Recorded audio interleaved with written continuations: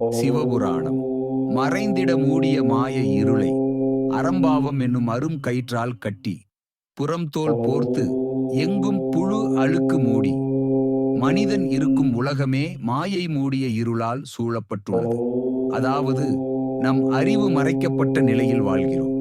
நம்மை அறம் பாவம் என்ற இரண்டு வலுவான கயிறுகள் கட்டி வைத்திருக்கின்றன. நல்லதும் கெட்டதும் இடையே போராடிக் கொண்டே வாழ்க்கை கடந்து கொள்கிறோம். இந்த உடல் வெளியில் தோன்றுவதற்கு அழகாக தோன்றினாலும் உண்மையில் அது இறைச்சி துண்டை போர்த்திய தோல் மட்டுமே.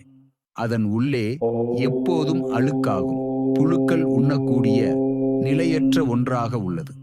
மொத்தத்தில் இந்த வரிகள் மனித உடலின் அசுத்தம், நிலையின்மை மற்றும் மாயை நிறைந்த வாழ்க்கையை நினைவூட்டிக் கொண்டு உடலை பற்றிய அகந்தை வேண்டாம், உண்மையான சிவபரமான உண்மைதான் நிலைத்தது என்ற ஆன்மீக உணர்வை பரிமாறுகின்றன.